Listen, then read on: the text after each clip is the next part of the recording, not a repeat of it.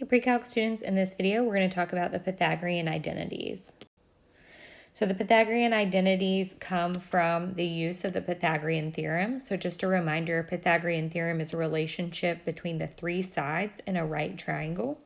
So if you have a right triangle, you can take the two legs, A and B, and you can add their squared values, so a squared plus b squared, and that's always going to be equal to the hypotenuse squared.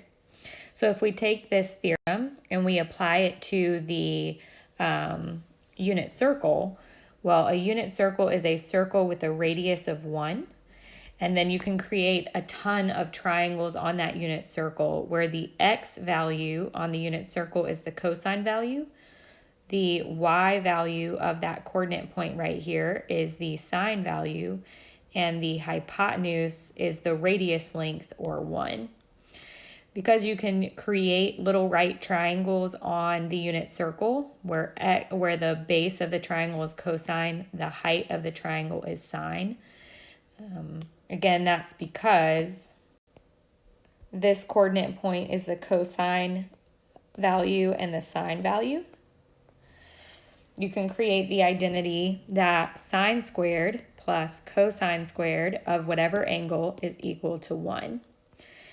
Then we can use this identity to create a few others.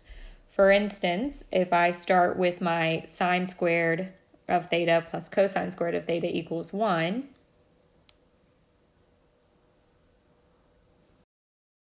and I multiply both sides of this equation by 1 over sine squared of theta, then I can develop another identity. So if I distribute and then I simplify, sine squared divided by sine squared is just 1.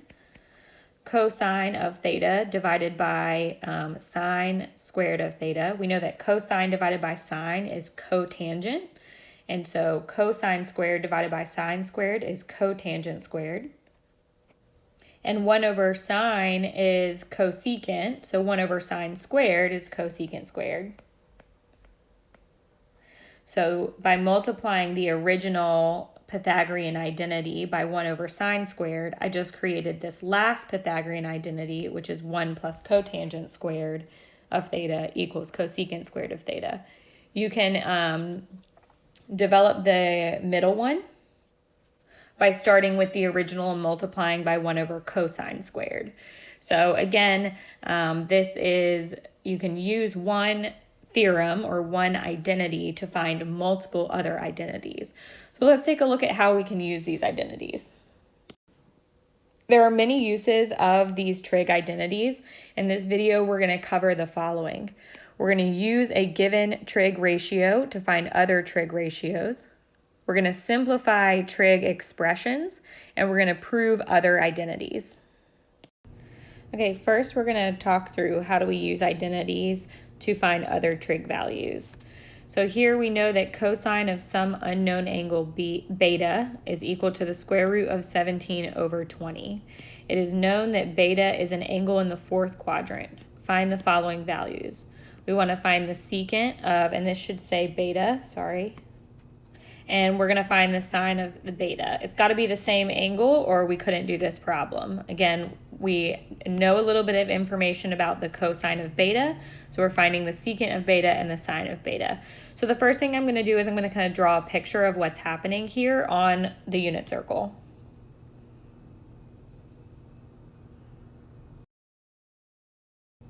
Okay, just to have my reference picture, I drew my unit circle. I drew an angle in the fourth quadrant, and I do know that the cosine value of that angle, so the x-coordinate of that angle, is square root of 17 over 20. I don't know the y value, so I just put y, but I do know the cosine value and that the angle falls somewhere in quadrant 4, so I just put an angle somewhere between 270 and 360. Okay, with that picture drawn, just kind of keeping that for reference, the first thing I need to find is secant of beta. Okay, well, secant of beta itself is defined as 1 over cosine of beta. This is a reciprocal identity. What this means is that I can find secant of beta by doing 1 over the cosine value. Okay, I'm going to simplify this. 1 over the square root of 17 over 20 is the same thing as 20 over the square root of 17. And then I'm going to rationalize my denominator. So my final value for secant of beta, without again ever knowing what beta is, the secant value of that beta is 20 square root of 17 over 17. So again, I'm using a reciprocal identity to find that. The next thing that I need to find is sine of beta. Okay, well, sine of beta is the y value at this beta angle. If I have cosine, I need to be able to find sine. So this is where the use of an identity is going to come into play. The Pythagorean identity says that if I take sine squared of any angle, in this case I'm going to say beta, and I add to it cosine squared of that same angle beta, I will always get 1. This allows me to create an equation where I have one known, cosine squared of beta, and one unknown that I can solve for, sine squared of beta. So I'm going to substitute in my cosine of beta. Cosine of beta has to be squared. So I'm going to take the square root of 17 over 20, and I'm going to square that value, and this will create an equation to solve. To solve this equation, I'm going to start by squaring the square root of 17 over 20. I'm going to subtract 17 over 400 from both sides. And I'm also going to treat 1 as 400 over 400 to kind of do that subtraction, so that I have a common denominator. So 1 minus 17 over 400 is the same thing as 400 400ths minus 17 400ths. Next, I'll take the square root of both sides. Whenever you take the square root, make sure you do plus and minus. The square root of 383, it can't be simplified, so I'll leave that as the square root of 383. But the square root of 400 can simplify to 200. Okay, so now I have two options for my sine value. Sine could be positive square root 383 over 200, or negative square root 383 over 200. So the question is, which one should I use? Well, this goes back to the knowledge of the unit circle. Here I have an angle in the fourth quadrant. In the fourth quadrant, the y value should be negative because that's going to be below the x-axis. So even though I have two options for my sine value of this angle beta, because the angle is in the fourth quadrant, it has to be negative. Okay, let's keep going. Okay, here it says, this is an example of simplifying a trig expression. We're going to simplify by factoring and using an identity. Okay, so to factor, that means something needs to be in common, or I need to be able to factor this expression. I have sine cubed of x plus sine of x times cosine squared of x. So the first thing that I notice is both of my terms, sine cubed and sine times cosine squared, have a sine in common. So I'm going to factor that out using a GCF. When I factor out a sine of x, I need to see what's remaining that gave me my original statement. Well, sine of x times sine squared of x gives me my sine cubed of x, plus sine of x times cosine squared of x gives me sine of x cosine squared of x. So again, just kind of working backwards, checking that. Sine of x times sine squared would give me sine cubed. Sine of x times cosine squared of x gives me sine of x times cosine squared of x. Okay, and then it says simplify using an identity. Well, I have this identity right here, sine squared plus cosine squared. This is a Pythagorean identity. I know that sine squared plus cosine squared equals 1. So this is an allowable substitute. Because sine squared plus cosine squared is equivalent to 1, I can replace sine squared plus cosine squared with an equivalent expression, or just 1. So all of this simplifies down to 1. I still have my sine of x. So I have sine of x times 1, which can simplify even further, and I can say all of these things are equivalent. to sine of x. So this big expression that I started with up here, this crazy trig expression, can actually be simplified down to just sine of x. So again, these identities are nice because they can take a complicated trig expression and simplify it down to a simpler trig expression, which makes it easier to work with. The next one that we'll do is an example of simplifying a trig expression. So I have this trig expression down here, cosine of x divided by 1 plus sine of x plus sine of x over cosine of x can be simplified. We're going to simplify this by adding the fractions together and using an identity. In order to add fractions, I do need a common denominator. We covered how to find a common denominator in our last video, and you can just multiply your two denominators together to find that. So my common denominator is going to be cosine of x times 1 plus sine of x, and I'm going to leave that in factored form. Now to create these fractions into fractions with the common denominator, this fraction needs to get multiplied by cosine over cosine. In my numerator, cosine of x times cosine of x is cosine squared of x. My second fraction, in order to get my common denominator, I need to multiply by the factor 1 plus sine of x. So I'm going to do that in my numerator as well to keep the fraction the same. My numerator I am going to distribute. Again, I'm trying to find an identity, and I know sine times 1 is sine of x, and then sine times sine is sine squared of x. Now that I have common denominators, I can combine my two fractions by adding the numerators and keeping the common denominator. So I'm going to add up my fractions. And I see the use of an identity here in my numerator. I've got cosine squared of x, and then I'm adding to that a sine squared of x. This is a Pythagorean identity. I know that sine squared of any angle plus cosine squared of that same angle is always equivalent to 1. So here, where I'm taking a cosine squared and a sine squared and adding them together, this is equivalent to 1. And then I'm going to write down my remaining part. So I still in my numerator have a plus sine squared that is not part of the identity, and my denominator, my common denominator.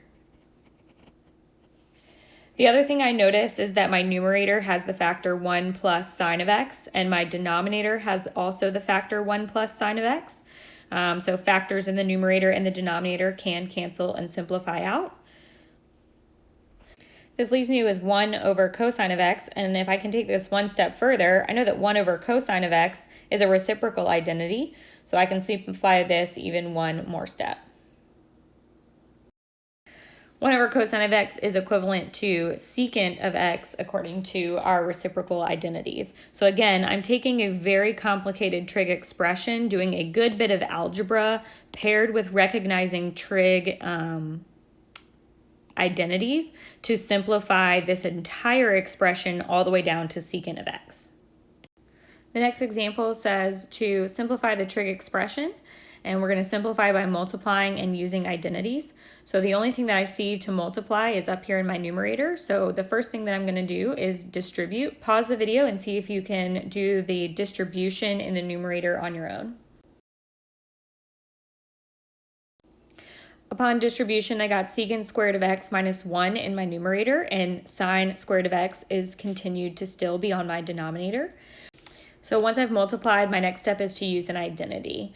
So the identity that I'm going to use here is the Pythagorean identity involving secant squared. So let me write that up. And the reason why I'm going to use this is I've got this minus 1 right here, and secant squared is equivalent to 1 plus tangent squared. So if I replace secant squared with 1 plus tangent squared, the 1's will cancel, leaving me with just tangent in the numerator. So again, I'm doing a substitution. Using identities says you find the equivalent pieces, so secant squared and 1 plus tangent squared, and you do a substitution on the equivalent piece. So instead of secant squared, I'm going to say 1 plus tangent squared. And then I'm still going to bring over the remaining part of this fraction. I'm going to simplify this fraction by simplifying the plus 1 and minus 1 in the numerator.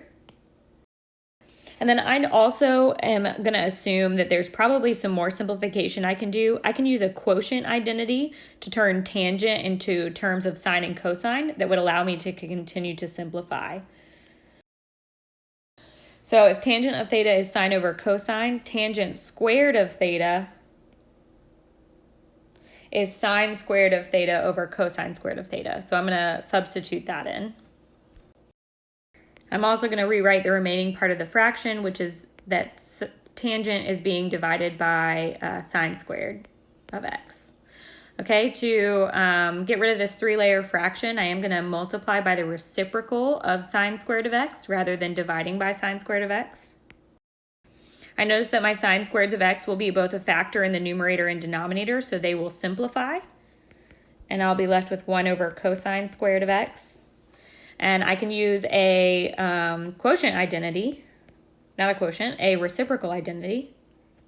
I know that 1 over cosine is secant. So 1 over cosine squared has to equal secant squared of x.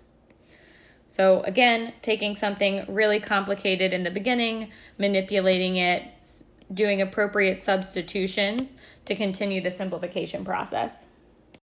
The last examples that we'll cover in this video are, and I've got 2 planned, we'll see how many we can get to.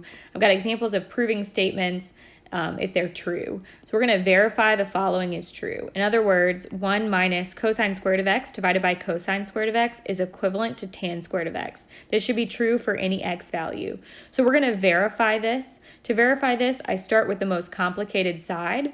I do simplification, I do substitution of identities, and my goal is to show that this side will eventually simplify to tangent squared. So let's see how we can do that. Again, I'm going to start with my most complicated side. So I'm going to start with my 1 minus cosine squared divided by cosine squared.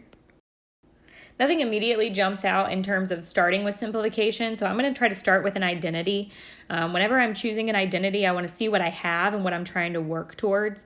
I know that I see a lot of squares, so that indicates that I'm going to use a Pythagorean identity, and then what I'm currently working with is cosine, so I'm going to use the Pythagorean identity involving cosine. Okay, I have this 1 right here, so I'm going to substitute in 1, the 1 in my expression for sine squared of x plus cosine squared of x. I'm doing that because I see this minus cosine squared of x, so my hope is that I'm going to have some simplification that will work. So again, I'm replacing the 1 with the identity. And I need to write the remaining part of the expression. I'm going to combine like terms in my numerator. I have a positive cosine squared of x minus a cosine squared of x. So those will cancel each other out.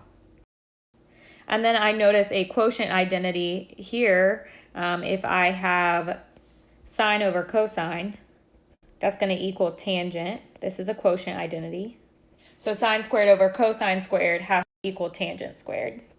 And that was the goal. I was trying to show that this expression could simplify to tangent squared, that these were equivalent, and I used true statements to verify and prove that this is true. So it is true, in fact, 1 minus cosine squared of x divided by cosine of x does give us tangent squared of x. These 2 expressions are equivalent. Because of time, I'd like for you to try this problem on your own. Give this video a pause and see if you can prove that when you take cotangent of x times cosine of x plus sine of x, you can get cosecant of x. Again, I'm going to pause the video and solve this work, and then I'll talk through the solution at the end. There is more than one way to do this, so I'll show you one option of how to do this problem. Okay, super fast talking through this. I started with my more complicated side, so I started with cotangent times cosine plus sine. I couldn't see any immediate simplification, so I started with a quotient identity. Again, there's more than one way to do this, but I turned cotangent into cosine over sine. I multiplied and got cosine squared over sine plus sine. So again, the sine right now is traveling. I recognize here that I needed to add these 2 together because these are 2 separate terms and my final solution was only 1 term. So then I tried to add these together. I got a common denominator of sine and turned my fractions into those fractions with the denominator of sine. I added my common fractions and got cosine squared plus sine squared over sine.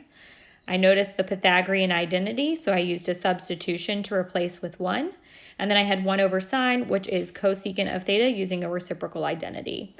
That is how I can show that this expression can simplify to just cosecant square or cosecant of theta. That's it for this video, and we'll do more practice with this in class tomorrow.